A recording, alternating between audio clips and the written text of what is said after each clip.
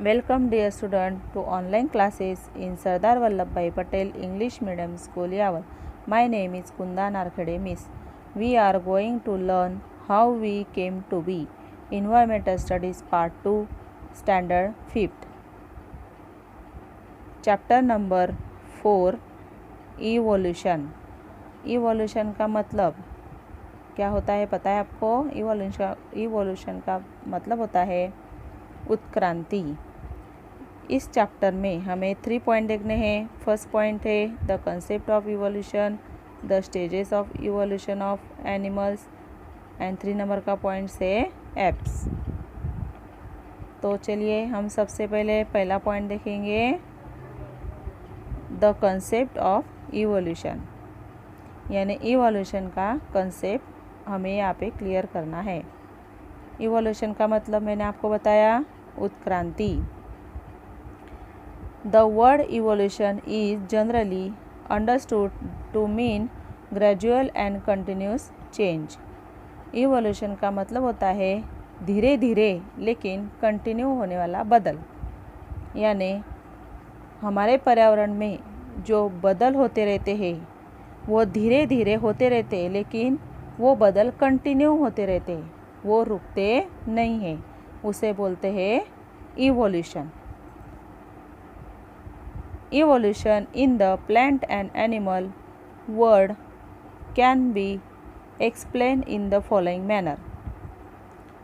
Plants और animals के जीवन में इवोल्यूशन का कंसेप्ट, उसका स्पष्टीकरण आगे करके दिया है आपको, यानी इवोल्यूशन का कंसेप्ट एक्सप्लेन करके दिया है। तो वो क्या दिया है आगे देखिए। In the process of survival by adapting to environmental changes, certain internal physical changes occur in some animals of a species. पर्यावरण में जो बदल होते हैं उन चेंजेस के साथ साथ उनका अस्तित्व भी पकड़ के रखना चाहिए, और उसी के साथ एनिमल में फिजिकल चेंजेस होते रहते हैं, यानी हमारे इस इन्वायरमेंट में जो धीरे धीरे बदल होते हैं वो बदल अगर हमने पकड़ के रखे, यानी उस बदल के साथ हम चलते रहे, तो क्या होगा, एनिमल में भी फिजिकल चेंजेस होते रहते हैं। Over a period of time this internal changes become inherited characteristics seen in all following generations.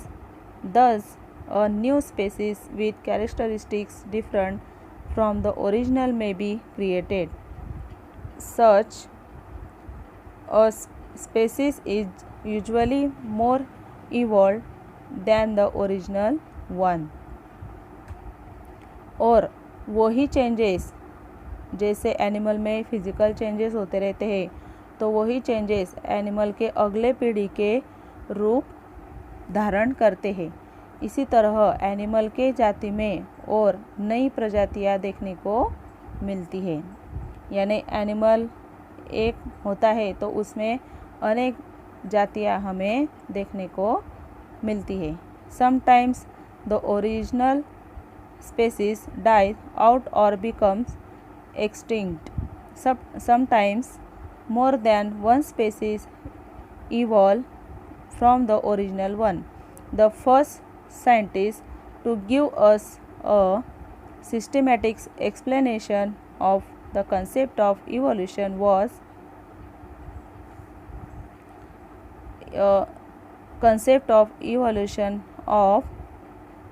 Charles Darwin. तो देखिए, ये जो नई प्रजातियां हैं वो मूल प्रजातियों से अधिक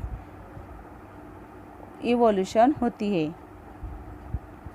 और इस इवोल्यूशन में ओरिजिनल प्रजातियां ख़त्म हो जाती है। कई बार क्या होता है, ओरिजिनल स्पीसीज से और कई सारे स्पीसीज निर्माण हो जाते हैं। तो ये कंसेप्ट किसने एक्सप्लेन किया है, तो उनका नाम दिया है आगे चार्ल्स डार्विन, इस साइंटिस्ट ने ये कंसेप्ट एक्सप्लेन करके दिया है। Species which are capable of adopting to environmental changes are able to survive. The ones that cannot do so become extinct in the process of evolution. Environment में जो changes होते हैं उसे जो स्पेसीज जुड़े रहते हैं वो पर्यावरण में टिकते रहते हैं, और जो स्पेसीज जुड़े नहीं रहते वो जल्दी से ख़त्म हो जाते हैं। In ancient times there were many species of a type of animal called dinosaur. Dino in Greek means terrible and saurs means lizard or reptile. Dinosaur means a terrible lizard. तो देखिए जो पुराना ज़माना था, तो बहुत पुराने टाइम में, उस ज़माने में इस धरती पर बड़े बड़े डायनासोर होते हैं और उनकी भी बहुत सारी प्रजातियाँ होती है। यानी उस काल में, उस टाइम में डायनासोर थे इस धरती पर और उनके साथ साथ उनकी प्रजातियाँ भी थी। और देखिए यहाँ पे आपको डायनासोर का मतलब दिया है। डायनो यानी टेरिबल एंड सॉस यानी लिजार्ड, यानी डायनासोर का मतलब है टेरिबल लिजार्ड। ये यहाँ पे डायनासोर का कंसेप्ट क्लियर करके दिया है। देखिए आपके बुक में ये डायनासोर का पिक्चर दिया है बराबर। उसके साथ साथ नीचे देखिए ये डायनासोर की प्रजातियाँ है। डायनासोर के जैसे ही दिखते हैं लेकिन उनका शेप अलग अलग दिखाई दे, यानी डायनासोर की प्रजातियाँ है। Various species of dinosaurs. समझ में आया सबको? Some of these dinosaurs were enormous in size. It appears that this species of enormous dinosaurs suddenly became extinct. Some sudden natural disaster of or environmental change is believed to be responsible for their extinction. तो देखिए हमने उस page पर dinosaur और dinosaur की प्रजातियाँ देखी। तो इस धरती पर उस पुराने ज़माने में बहुत बड़े बड़े डायनासोर थे और उनकी प्रजातियाँ भी थी, लेकिन उनके स्पेसीज अचानक ख़त्म हो गए। कैसे? ऐसा माना जाता है कि डायनासोर ख़त्म होने का कारण वो साइंटिस्ट लोगों ने ढूंढ के निकाला था। तो कैसे ख़त्म हो गए थे वो, कि अचानक से जो नेचुरल डाइजेस्टर आने की वजह से या इन्वायरमेंट में जो आकस्मिक बदल हो गए थे उसकी वजह से डायनासोर के स्पीसीज ख़त्म हो गए थे।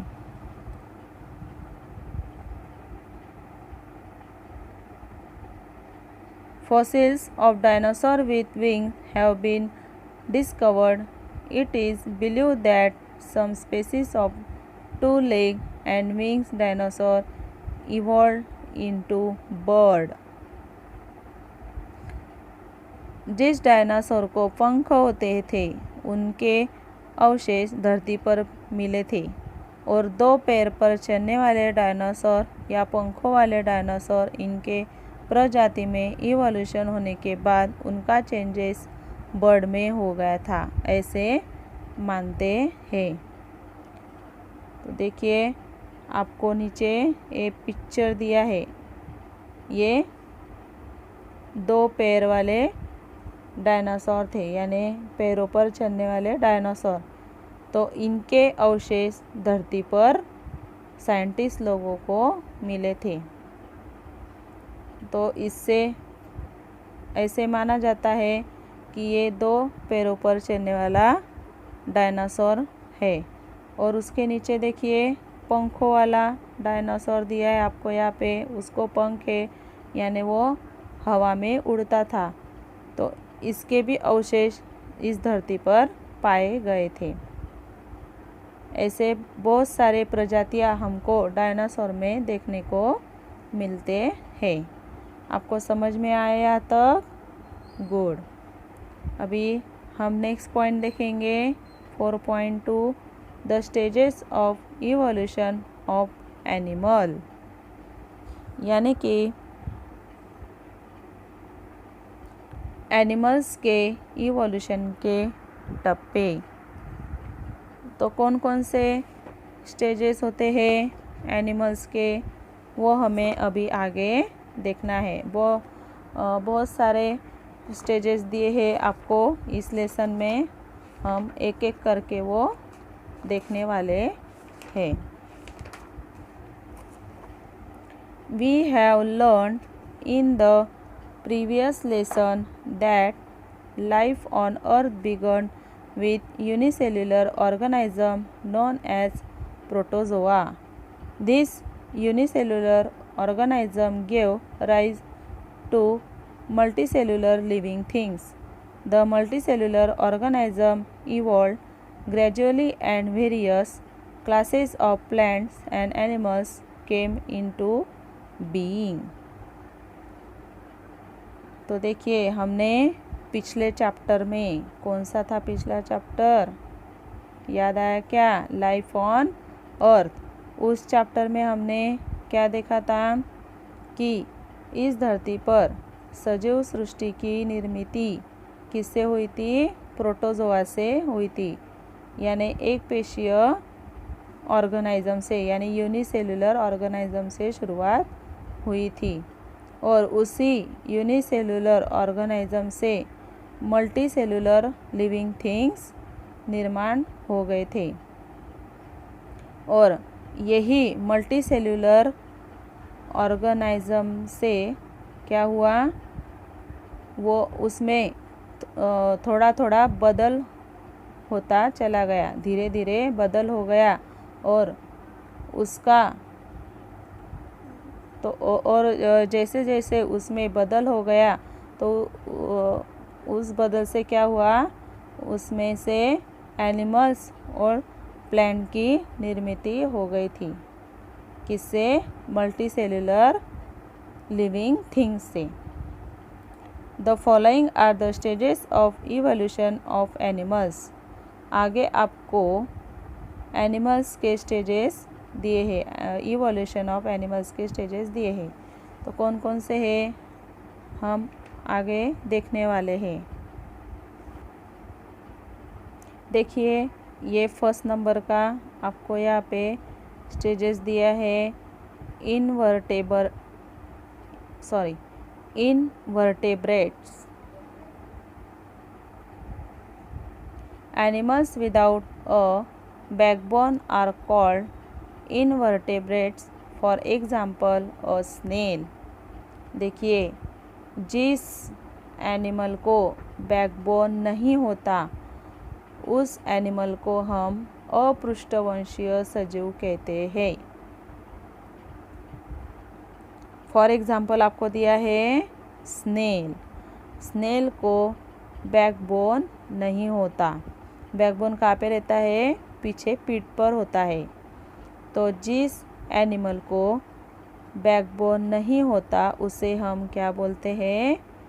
इनवर्टेब्रेट्स बोलते हैं, यानी अपृष्ठवंशीय सजीव। मराठी में उसे क्या बोलते हैं? अपृष्ठवंशीय सजीव। नेक्स्ट सेकंड नंबर का दिया है वर्टेब्रेट्स, यानी पृष्ठवंशीय सजीव। Animals which have a backbone are called vertebrates. Looks at the ones given below. Aquatic animal, example है फिश। तो देखिए वर्टेब्रेट्स यानी पृष्ठवंशीय सजीव, यानी इस एनिमल को बैकबोन होते हैं। उस एनिमल को बोलते हैं पृष्ठवंशीय सजीव। मराठी में उसे पृष्ठवंशीय सजीव कहते हैं। उसमें उन्होंने पहला टाइप दिया है एक्वाटिक एनिमल यानी जलचर प्राणी। उसका एग्जाम्पल है फिश। समझ में आया सबको? जलचर प्राणी यानी वाटर में रहने वाला एनिमल, उसे बोलते हैं जलचर एनिमल, एक्वाटिक एनिमल। नेक्स्ट दिया है, यहाँ पे आपको दिया है एम्फीबियंस यानी उभयचर animal. Animal which live in water and also on land, for example a frog। देखिए एम्फीबियंस यानी उभयचर, कौन से एनिमल्स? उभयचर, यानी वो सिर्फ वो वाटर में भी रहते हैं और लैंड पर भी रहते हैं। तो कौन सा है वो? फ्रॉग। फ्रॉग वाटर में भी रहता है और ज़मीन पर भी वो रहता है, इसलिए उसे उभयचर एनिमल कहते हैं। नेक्स्ट है बर्ड। बर्ड सबको पता है, दो पंखों वाले जो हवा में उड़ते हैं उनको क्या बोलते हैं? बर्ड। नेक्स्ट दिया है आपको रेप्टाइल्स। रेप्टाइल्स यानी क्या? मराठी में उसको सरपटणारे प्राणी ऐसे कहते हैं। Animals which crawl, for example a snake. Snake कौन सा एनिमल है? Reptiles animal. स्नेक को पैर होते हैं क्या?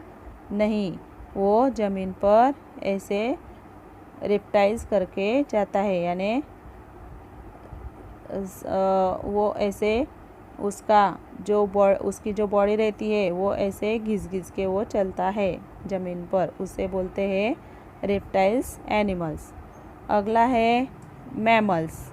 मैमल्स यानी क्या? सस्तन एनिमल, सस्तन प्राणी। एग्जाम्पल है काऊ। मैमल्स कौन सा? सस्तन प्राणी। एग्जाम्पल दिया है काऊ। काऊ कौन सा एनिमल है? Mammals animal. तो मैमल्स के बारे में यहाँ पे आपको जानकारी दी है। Mammals are the most evolved animal among vertebrates. The following are the characteristics of most of the mammals.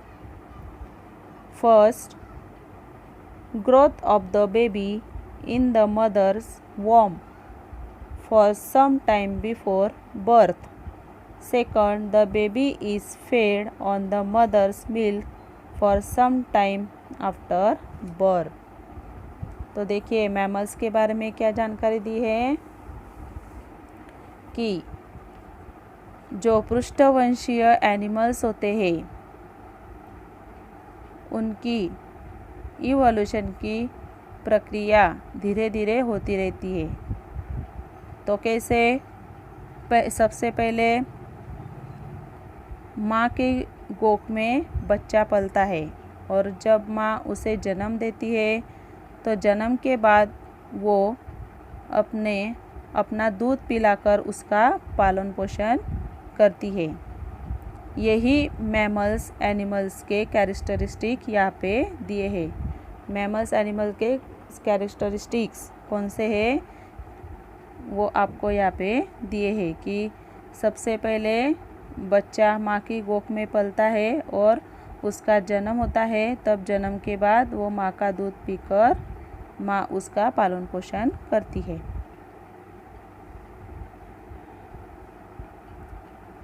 The platypus and some species of anteater are exception to this. लेकिन इसको एक अपवाद है। तो कौन सा? प्लेटिपस नाम का एक एनिमल है और एंटेटर नाम का भी एक एनिमल है। ये एनिमल मैमल्स एनिमल्स है, लेकिन ये क्या करते हैं, एग्स देते हैं। देखिए ये है प्लेटिपस एनिमल्स। ये कौन सा एनिमल्स है, प्लेटिपस एनिमल। चोंच दिख रही है आपको आप आगे, इसको बोलते हैं प्लेटिपस एनिमल।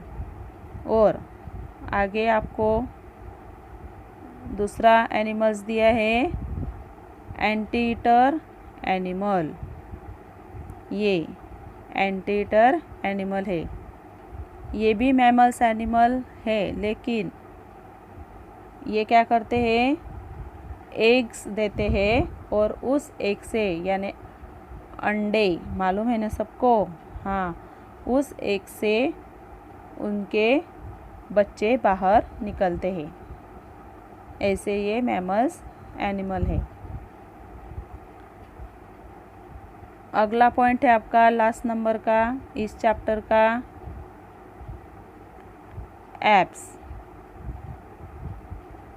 यानी मानव सदृश वानर, यानी मानव जैसा दिखने वाला वानर, उसे बोलते हैं ape. Apes are somewhat like humans in appearance. They mostly live on trees. Those species of apes which continue to live on trees retain their original ape-like form. तो ये देखिए, ये जो एप वानर है, मानव सदृश वानर, मानव जैसे दिखने वाला ये एप वानर, ये कहाँ पे रहता है, ट्री पर रहता है। और उनकी भी बहुत सारी प्रजातियाँ होती है, वो भी कहाँ पे रहती है, ट्री पर ही रहती है। However, in grassland, some ape species were forced to move around on the ground. These species evolved gradually and in time gave rise to the human species. तो देखिए ये जो एप एनिमल है, मानव जैसा दिखने वाला, ये ट्री पर ही नहीं तो अन्य प्रदेश में भी पाया जाता है। वो ट्री के साथ साथ ज़मीन पर भी रहता है, और ज़मीन पर जो बड़े बड़े ग्रास होते हैं, उस ग्रास में भी वो अपना वास्तव्य करता है।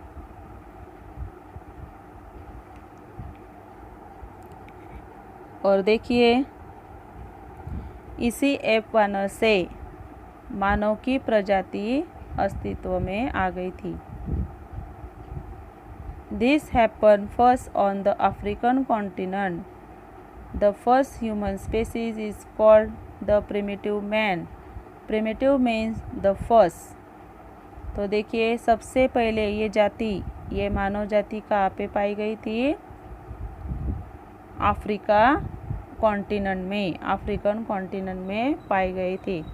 और उसे वहाँ पे क्या बोलते थे, प्रिमिटिव मैन यानी आदि मानव, ऐसे हम उसे कहते हैं। प्रिमिटिव यानी फर्स्ट, यानी आदि यानी क्या, पहला, पहला मानव, उसे बोलते हैं आदि मानव यानी प्रिमिटिव मैन। क्या बोलते हैं उसे, प्रिमिटिव मैन।